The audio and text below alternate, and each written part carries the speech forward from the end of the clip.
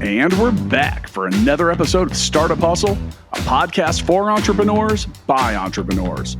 If you want to start, own, or build a business, then you're in the right place. We bring you the real truth about what it's like to take something from concept to launch. From growth, innovation, experience, failing, or winning big, we've got you covered. So let's get down to business with another episode of Startup Hustle, brought to you by Fullscale.io.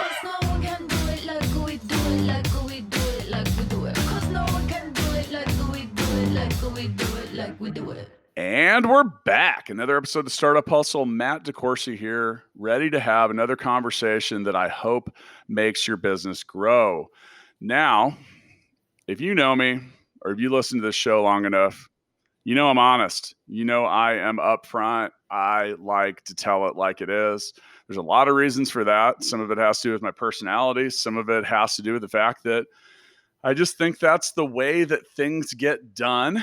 So, as usual, I brought in some support and brought in some people to help me, or a person to help me define some of that. Now, before I introduce him and get too far into this, today's episode of Startup Hustle is brought to you by Fullscale.io, where we'll always give you the real truth.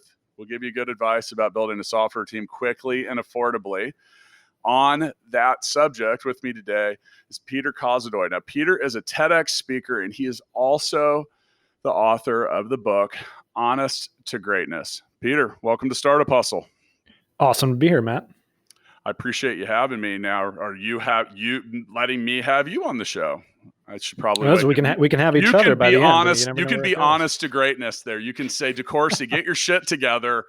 I'm the guest. You're the host. It doesn't matter because we're going to have a conversation. So we don't really look at it like that. So maybe I'm right. Maybe I'm wrong. Now, honest to greatness. I love the title. And I am looking forward to talking about this. As mentioned, I lay it on people. Sometimes that's good. Sometimes that's bad. We'll get into that. But let's start with a little bit more about you.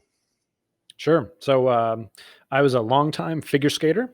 Believe it or not, that was my background. And we'll talk about kind of the epic failures that came out of that a little later. But got out of undergrad in 2008, fucking awesome time to start a company, right? But I was always one of those kids that was like, well, I can do it better than you, so I'm just going to do it, right? And bravado and ego. And so I started my first company with my business partner at 22, not having any idea what we were doing, went tens of thousands of dollars into debt, and ended up over many pivots later, actually growing in a multi-million-dollar multinational marketing agency that was on the Inc. 5000 list of fastest growing companies in America for a couple of years in a row. We ended up working with startups to the Fortune 500, and even through a party for Warren Buffett, I ended up accidentally serving as his bodyguard, which, back to the figure skating thing, is pretty funny. I'm like 5'7" on a good day. And now I've branched out into all kinds of other things, real estate, tech. I coach hundreds of entrepreneurs and absolutely love that, helping them build their own seven-figure business. And now I have masochistically written a book about honesty, which, as you'll learn over the course of our time together, Matt, surprises me every day. Well, tell me why. Tell me why that surprises you. Well, if you knew me, well, let me put it this way. For those who knew me when I was like a teenager or young 20s, I was quite an asshole. Like, I'm not going to sugarcoat that. Like, I was a real jerk. Like, for me to be the one to talk about honesty and transparency and empathy would surprise anyone who knew me then. I had to learn all those things. I had to learn the power of vulnerability. I had to learn these by being humbled over and over by business failures. And the reason it surprises me even now is because I actually never set out to write about, speak about, or frankly, even care about honesty. It came out of my frustration working with companies for, well over a decade and having this weird phenomenon that I could never explain. We would go into some companies as our agency, and we're sort of part consultants, part marketing folks. So we'd work, with their executive teams to unearth insights from their frontline employees and their customers. And we'd bring all that back and say, like, okay, here's what they're saying. And now here's why we should do this campaign, go forward.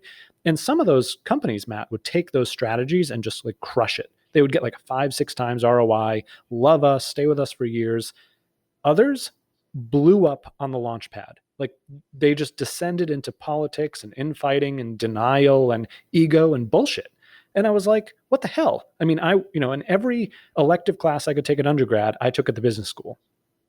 And business made sense to me. I was like, oh, spreadsheets, revenue, profit, loss, expenses. Like, this is all very logical. It floored me to come out into these C-suites and see that from small to billion-dollar companies, they don't operate on logic. They operate on all kinds of other stuff. And in my mind, it's just simply dishonest. Meanwhile, I tell story after story in my book of companies who do get honest about these things, these inner workings, these tendencies towards bias and ego and self-limiting beliefs. And because they eliminate those things, they absolutely crush their competition and get way more profitable than anyone else, just simply by doing something we all learned when we were like 4 years old. So, that's interesting that you say that, because I agree. Well, I agree and disagree on some levels. I agree with the fact that companies that seem to have now, you say honesty. I might also use words like direct or fearless, or, Sure. like just the truth. I have written 2 books with the word realist in the title. So I often, for me, the word honesty might also be realism. There's optimism and there's realism. They are very different. And one of the things I run into a lot with, entrepreneurs in the beginning and startup founders in the beginning are really always should be hopeful and optimistic. And that is an important part of our nature. At the same time, a level of realism does need to exist. And I mentioned at the top of the show, and for those that know me, if my wife might actually listen to this episode, which is rare. So honey, I hope you enjoy it, because no one tells me that I'm more brutally honest sometimes than she is. But I think that sometimes the best service and the most efficient path to a reasonable outcome is that realistic approach. And, here's the thing is I'm doing you, if you're an entrepreneur and you come to ask me about your quote business idea, and I tell you, I'm like, I think you're going to have a lot of trouble, Peter. I think you're going to struggle. I think that there's competition that you're not ready to handle. And I think you're grossly undercapitalized, which is you mentioned earlier, you're like, I started a business and I racked up a shitload of debt. That's going to happen to you. And your path to success is going to be rough. It's going to be rocky, and it's probably very unlikely. Now, that would be an example of an honest or truthful round of feedback. Is that fair? Very fair. Okay. So now some people would get hurt by that. They get upset. That's right. So let's talk about that. Yeah. Because that's what we should talk about. And like, is that fair? Now, for me, I disclaim, like, if you say, hey, man, I'd like to talk to you about whatever, I will literally say, I have 2 rules when I do this. 1, I'm not going to argue with you whether I'm right or you're right, or who's right or wrong at the end. And then number 2, refer back to rule 1. So, because yeah. So you actually do folks a service, and you do your relationships a service when you have those prefaces. What you're really doing, Matt, is setting the ground rules. And that's actually a wonderfully honest way to do what I call not only being honest, but pointing to the honesty. Hey, you deserve for me to be honest and direct with you. It's going to save you time. It's going to whatever, money.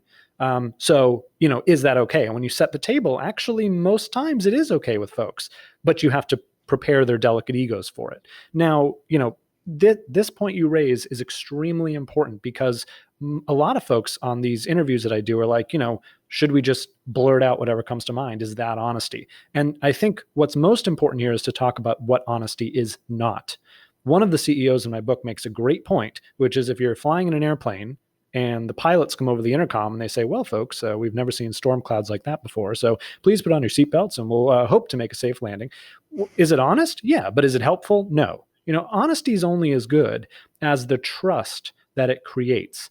By the way, that's why we have such mayhem going on in the pandemic here in 2020. We have no one's guiding us on who to trust. We're getting conflicting reports from every direction. That is what erodes. And that's when we need honesty the most. So there are ways that we can actually use feedback in one of my favorite devices that I had to learn, which is feed forward. And the reason I had to learn it is because I, unlike you, Matt, didn't realize this setting the table thing when I was young. And I consistently offended people. And I would just, and my thought process was, well, that's the truth. So what do you mean you're offended? That seems like your problem. Well, it wasn't their problem. It was my problem because I needed to be a better communicator. By the way, I was in the communications industry, so probably made sense for me to figure out, right? So I had one that device I problem too, use, though. I had that problem too, though. It took me a lot of years to finally add the disclaimer. And the reason I Mhm. did was because people were like upset. They'd be Yeah, mad at me and whatever. And like that was part of it. I'm like, because I don't want you to be mad at me when I give you the honest truth. Now, that's I right. might be right. I might be wrong. I don't know. But if you want my opinion, that's it. But yeah, That's it right. was, Well, I yeah. mean, it was after a year, it was after years of like pissing people off. And I was like, hey, Yeah. you asked, I will tell you. So, all Yeah. right. Well, We're, so what's so we're, interesting is we're feeding it part of forward. honesty.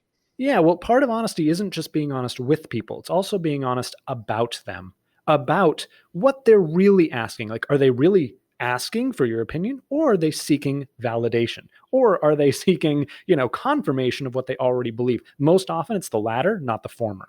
And so one device I found really interesting is feed forward.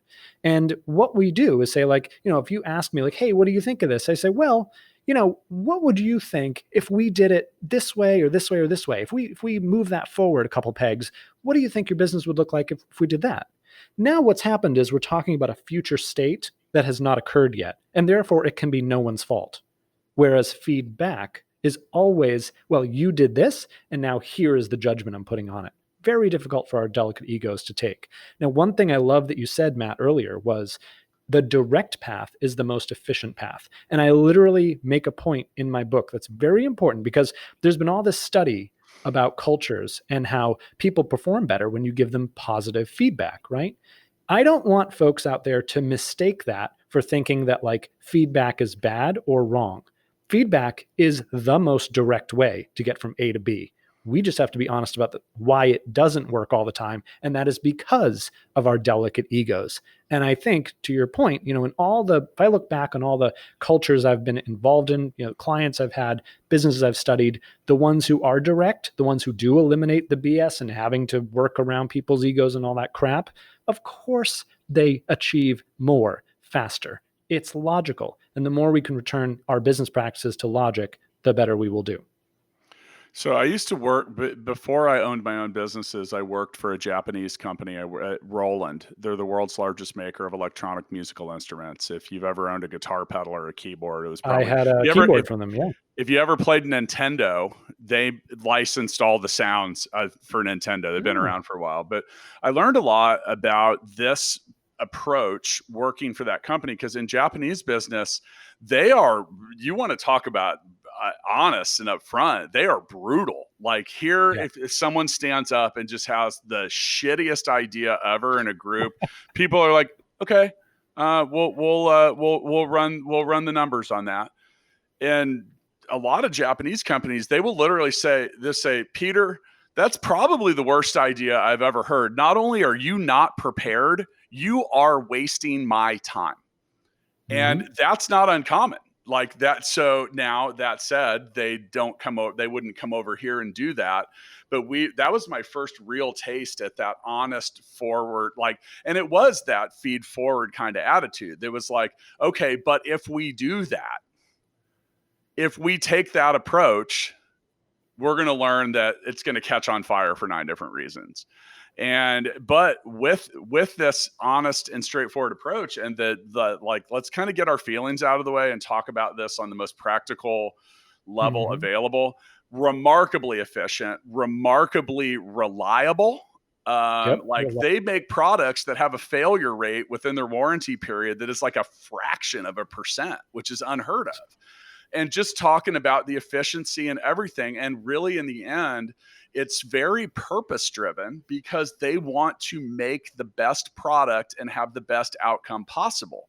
So but I didn't see a whole lot of ego driven crap. So what's your advice for getting ourselves and our own egos out of the way when it comes to just the honest and truthful approach? It's like what is clinging to our beliefs in the face of facts that prove them wrong? It's nothing but psychological safety, right? So I think the first step we need to take is the same step that any other addiction would take, And that's just simply be aware. If my book, my message can help people just be aware that they are lying to themselves in ways they probably never even thought about, that's a huge win, Matt, because if you're not even aware of it, you can't fix it. And after you're aware of it, I have two really powerful questions I want everyone to just carry around with them, and I want them to ask, no matter whether they're watching the news and they see a headline or Great Aunt Betty's Facebook post or a thought they have in their head, which is that true? And how do I know? Because so often the things we even think to ourselves aren't even true in the first place, and we never stop to question them. And you raise a great point with the Japanese companies, because one of the stories I tell in the book is about TPS, the Toyota production system, which revolutionized the way that operations were had. They were able to bring cars to market here in the US that trounced the American automakers. And the way they did it was with a tiny piece of cord that they strung along their factory floor called an andon cord. And when you found a defect in the car that you were working on at your station, you would pull the cord and it would stop the production line. And so all the managers would come out and everyone would come out and they'd literally walk up the line to find the root cause of that problem, solve it at the source, and then restart the line. Now, Matt, even though American automakers knew about this system for like years, probably even decades, they refused to do that because they had in their minds, we can't stop the line. Stopping the line is a loss of productivity. No, having an error way up the river that's always trickling down, that is the loss in productivity. And they could, even though they knew it, they knew how the Japanese were crushing them, they still couldn't get over themselves to adopt their system. You tell me why, but I have a feeling it probably has to do with ego on some level. Yeah, and there's a saying that treating the symptoms rarely affects the cause. And Exactly. in that same there's an interesting. We did a movie night episode where we all watched the Henry Ford documentary, and later in that, at one point, there was a story where later way down the road, the Ford manufacturers went over to Honda or Toyota or whatever, and apparently at the end of the American assembly line, they would have to beat the door into place, like to get it on there. And this is a pretty famous story, actually. And the American automakers were so amazed that they didn't have to do that for that last step. And they basically asked why, why don't you have to do that? And the people in the Japanese factories said, well, it started with the way that we planned and designed it. We shouldn't have to beat something into place in the last step. So, when it comes to the honest to greatness approach, is this all rooted in that planning phase and making sure that that your approach is solid before you begin? Is that the key? Is it being, having? I always say our best employees have always been great right away. So do we need to be great right away as an organization, or is that something that is just as fixable halfway down the road? The reason why I wrote this book, Matt, is because I was coming in as a marketing strategist most of the time, and there was already a problem in the culture of the leadership team and in the minds of the leaders. To me, going to the root cause analysis of me being more effective meant going directly to the executives and helping them understand how to be better leaders. That was the start, right? So when you ask, is it in the planning? Yes. And what happens before that? Having really good habits that lead to good planning. And what happens before that? Having a really great mindset and having really good, I call them bumpers in a bowling lane that keep you on track and prevent you from veering off. We talk about like an andon cord. One time, I was in the guts of a building in Times Square. It was a few years ago at Adweek, New York. And I was writing for Inc. magazine at the time, and I was interviewing Bethany Frankel. Bethany Frankel was the Real Housewife of New York. It was like broke 30-something and ended up selling her alcohol business for like $100 million, right? Very successful. And she was telling me in the interview, like, I am super honest about what I don't know. Like, I just admit it. Right? I don't have any bones about it. Not 15 minutes later, she's up on a panel, the only woman, all white dude ad execs. And one of the execs said a word she didn't understand. And she stopped the entire panel, stood up, hold on, everybody stop. What is that word? I don't know what that word means. that woman, that leader, has an andon cord in her mind. Whenever she doesn't understand something, she's honest about it. She pulls that cord. And you can imagine living a life of continually opening your mind to how stupid you are actually makes you quite smart. In fact, that's one of the things that all the leaders I talk about in the book has in common, from Ray Dalio at Bridgewater Associates, who built the largest hedge fund in the world by being brutally honest and having people be honest with them in return, to Quicken Loans, that believes it's not about who is right, it's about what is right. And they're always obsessed with what's the truth at the bottom, no matter who brings the idea. So all of these things are beliefs and habits that build on each other and expand into really good practices.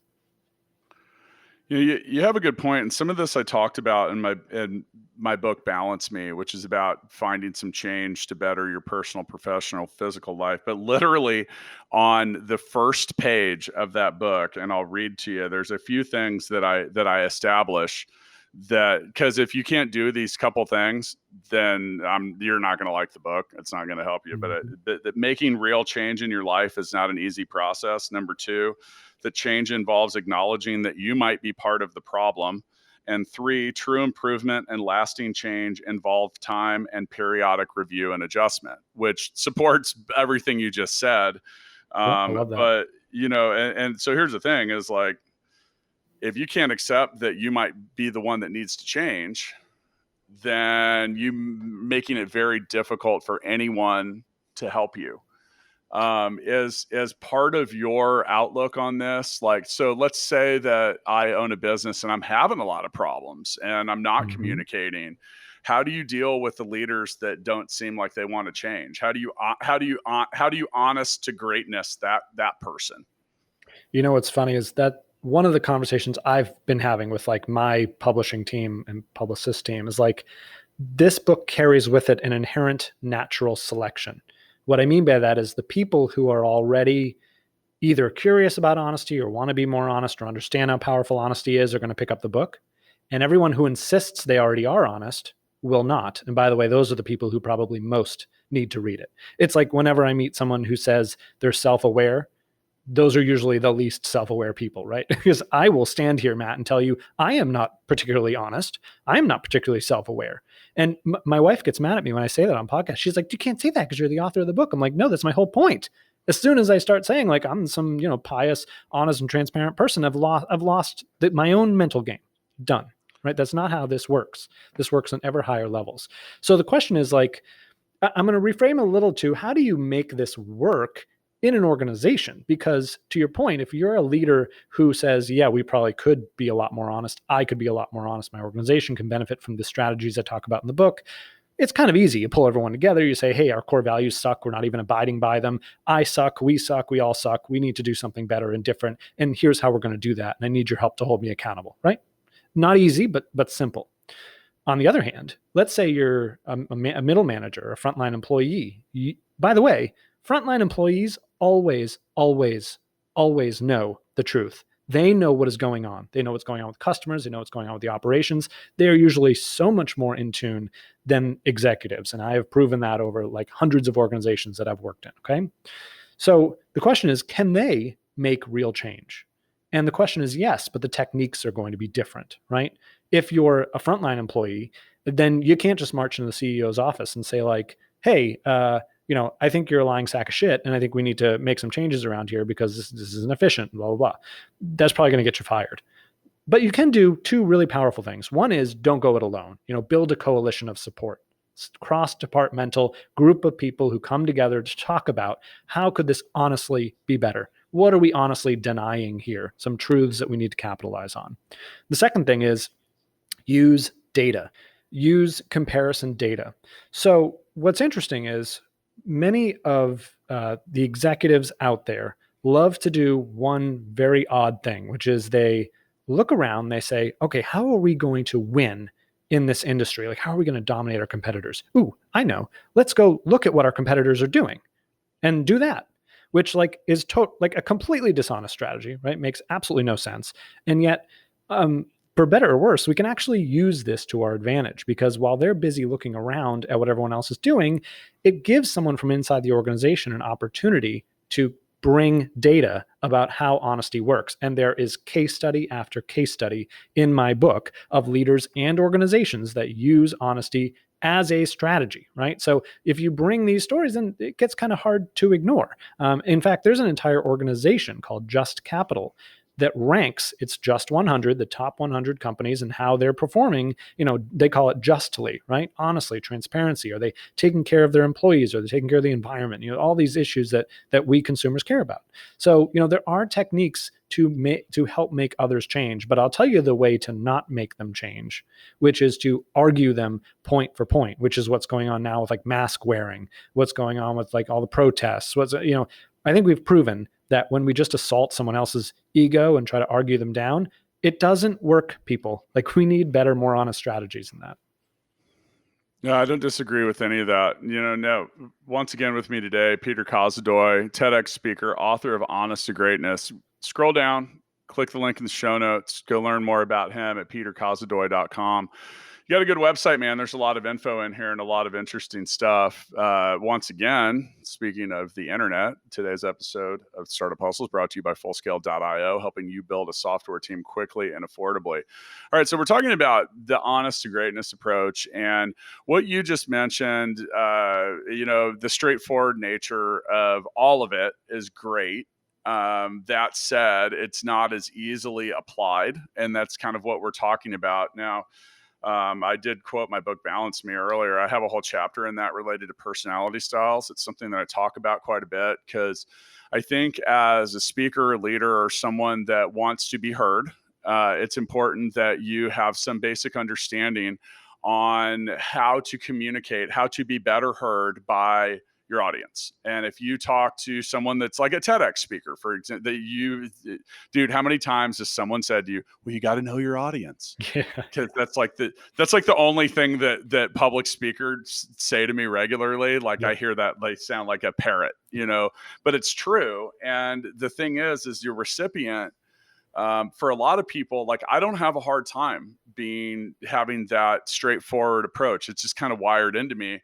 Now, my wife, on the other hand, is the opposite of that. So if I don't deliver my message or my objection appropriately, I immediately run into this like massive wall. Mm-hmm. And you talk about the stroking of egos or the attempted destruction of them. How much of your approach it can be molded, changed, or restructured to work for different audiences, different personality styles, different recipients? I mean, if honesty is the best policy, then it has to work universally.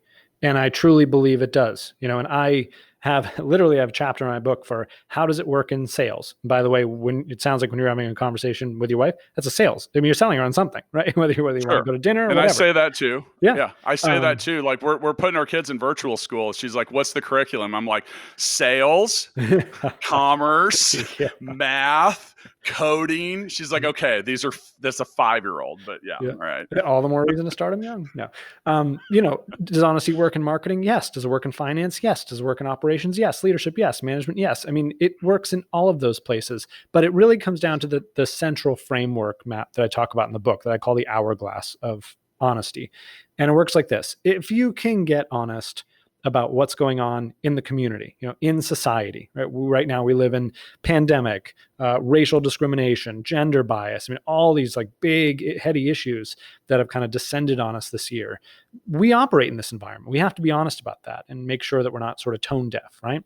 The other, the next level is be honest with and about others. And we've touched on this a little bit. Sometimes you do have to be honest with people. We do have to level with them.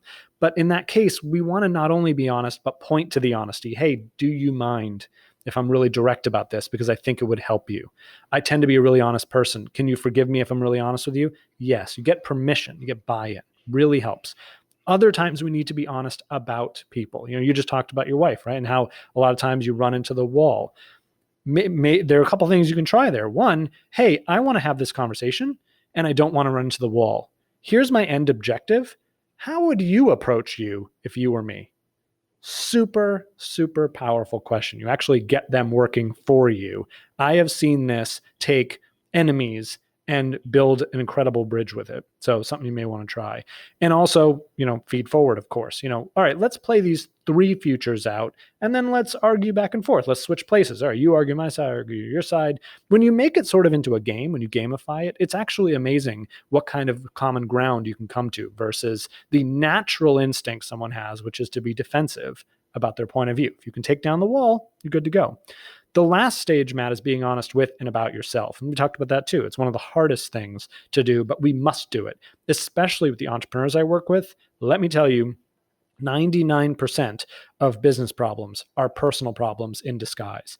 And so I run a monthly program for entrepreneurs called Forum. We get together, it's 100% confidential. And the whole idea is we get super honest and vulnerable about what's really going on in our business lives, personal lives, and family lives.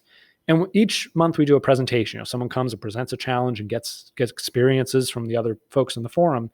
And it is remarkable how literally every single time a business problem, like I need to increase sales, or I don't know if my marketing's working, or I don't know if I should hire and fire this employee, is related to some personal anxiety, childhood trauma, self-limiting belief. It is remarkable how when we trace it back, it always comes back to what's going on in our head. So, earlier, I think I heard you say something about if it's our fault.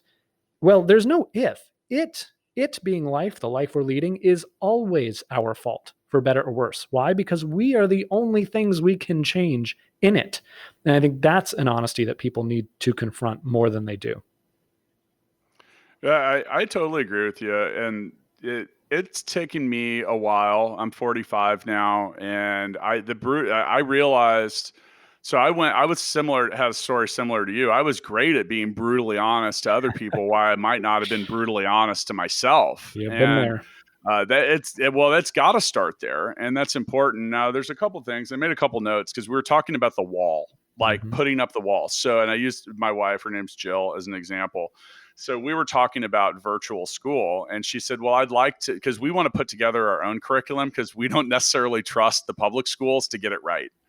Because they're doing it so quickly and they have a lot of things to consider. She said, well, I'd still like to have the teacher involved. And it was the way, it was my delivery and what I said. I was like, I don't understand what a teacher that doesn't spend any time around our kid is going to have to say about our kid.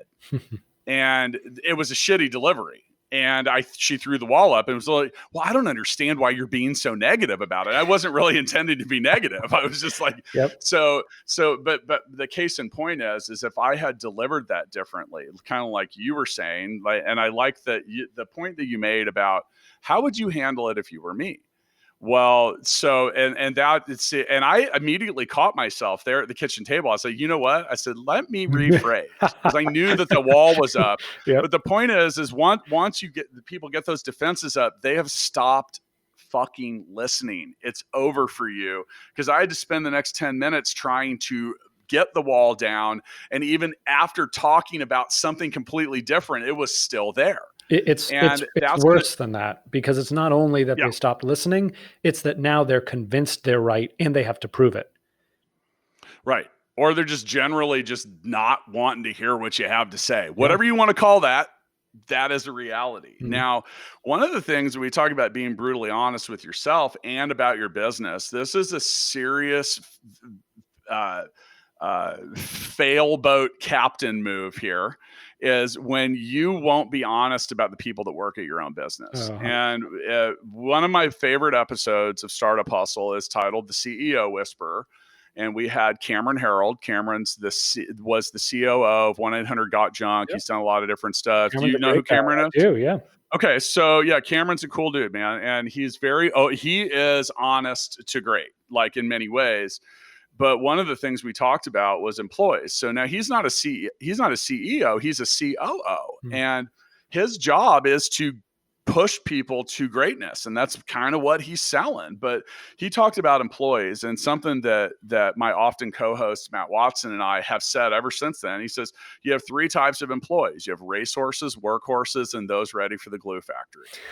But here's the thing, he's right. He's like, right. you need racehorses, but not everybody's a racehorse. Like workhorses are important too. Totally. But when you have to be honest and open with yourself about your business, about your leadership, and about your ability to handle tough, unpopular, or lame situations. So you're not doing, if you know you've got an organization full of glue factory horses, you need to clear the stable out. Yep.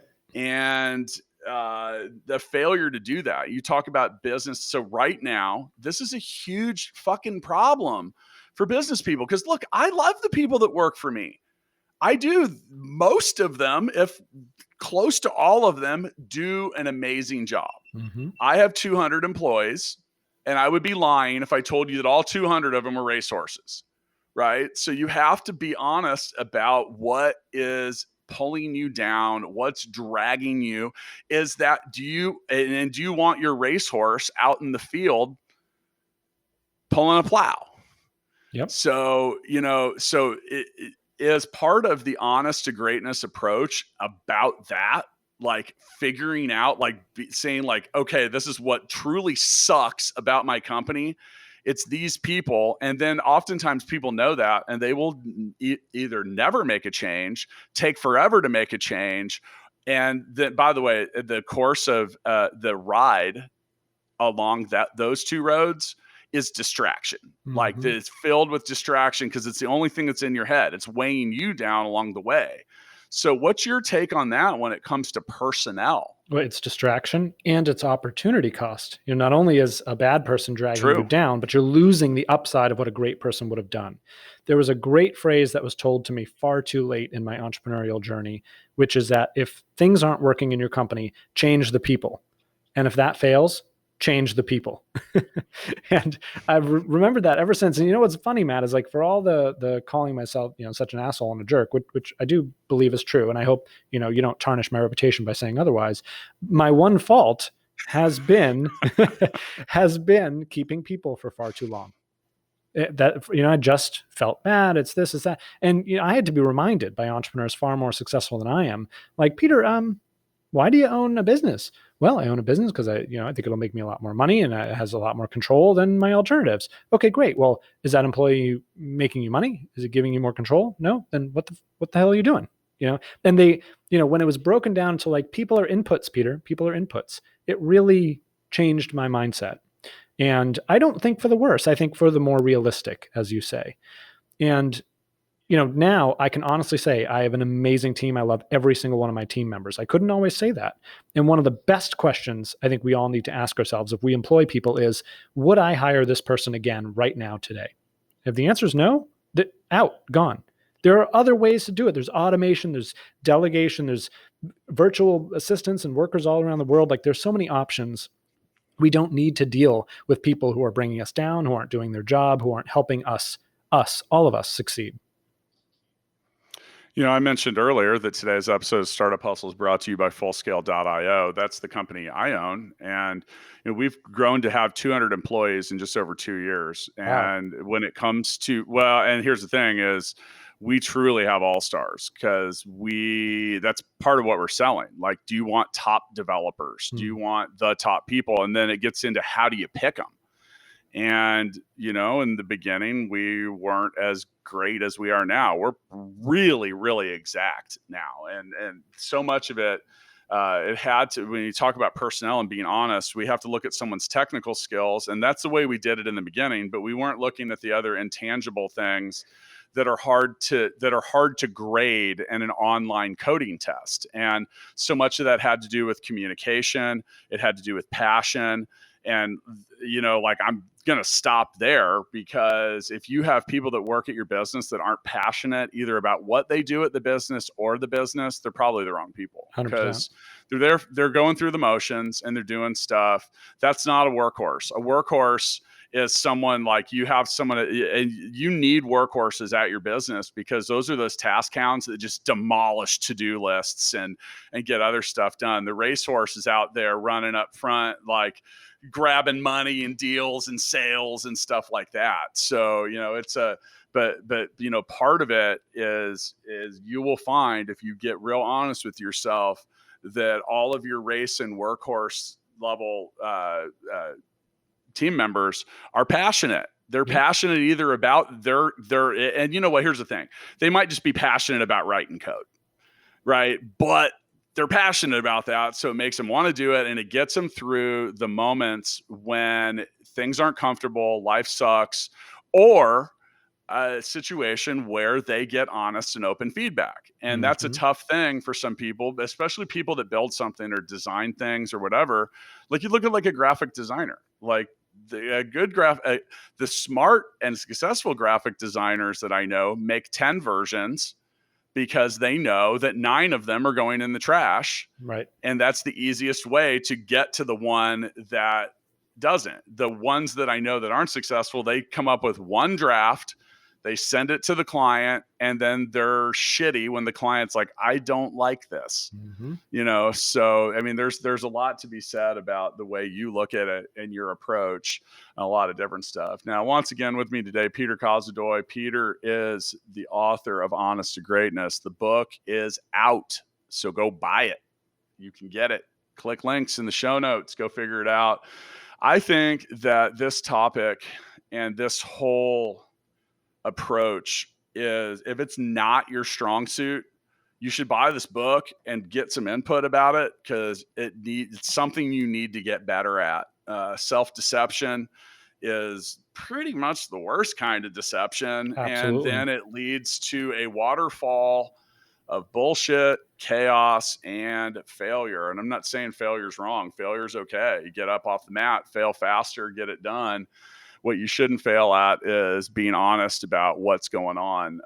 You mentioned earlier starting a business in 2008. At the time, I was still working for Roland, and I was traveling around the country. I was watching music stores fail, go out of business. Everything was changing. E-commerce was coming up. And the one observation that I made on so many different businesses was they were saying things like, well, if things were just like they used to be. No way. If you ever say that, it's because you're done. You're over. Like, totally. What are you waiting for? And I see too many people that, hey, Peter, by the way, dude, the ship is headed to the rocks. We're going to hit the rocks and we're probably going to sink. But you want to go up front and watch with me? That's like not the right way to do it. It's like not the right way to do it. So, and if you want to be really binary, you get to sink or swim. It's not, because the middle is still you underwater and you have sunk enough to drown. So, all right. So Peter, thanks again for spending some time with me today. We end episodes of Startup Hustle with what we call the Founders Freestyle. I'm going to guide your freestyle a little bit, because I'm curious about what, if you could give us a bit of an outro on what the 1 or 2 things that you think are most important for early stage companies when it comes to honest to greatness. Oh gosh. Number 1 by far and away is to get honest about what even makes a good business in the first place. So much of the work I do, Matt, with founders is the fundamentals, like literally the foundation of the business. Who is the exact customer you're serving? What is the exact problem that you're solving? What is your exact solution in steps? Can you articulate it? How are you going to build a new business development program? Do you even understand the difference between sales and marketing? So often people don't even listen, I built $1 million company, then decided I was stupid and went back to school to get an MBA at Columbia. Turns out I was right. I was a fucking moron. I mean, there was so much about the basics of business that I didn't get. And when I looked at my company and the issues, I was like, oh, no wonder. Like, I built the company. I built a two-family house. And then I'm like, why can't I build the skyscraper yet? Where is it? It's just like, so get honest about what it even takes to build a company. And finally, get honest about the fact that nobody does this alone. Many of the startup stories that go on to be wild successes, if you really dig deep behind them telling everyone they're awesome, it's because they had some hand up, some mentor, someone who had done something similar, someone with an industry connection. You need connections. You need people. Business doesn't happen without people. It's all about the people. That's why we're talking about honesty with the self and with others, right? It all comes full circle. So those would be my 2, Matt. So, and I didn't mention earlier, you're in New York. The last time I was in New York, it's been a few years, but I was in Times Square as well. And I stopped. I was in the building that I was in the office right across the hall from what is now known as Snapchat. Mm-hmm. And I visited with a guy named Kirk McDonald, and he said something to me that I never forgot. And I've talked about this quite a bit recently because I think it's important. And I'm constantly reviewing my old notes and things and trying to figure out where I suck, and telling myself. Mm-hmm. But one of the things, that I think that goes well with what you said earlier is he said, "Hey, Matt, what's easier, asking the people on top to pull you up or climbing the mountain yourself?" And I was like, holy shit, you're so right. Yep. And then he goes, now the one thing that you'll figure out with that approach is there's always someone that's at a higher point than you are.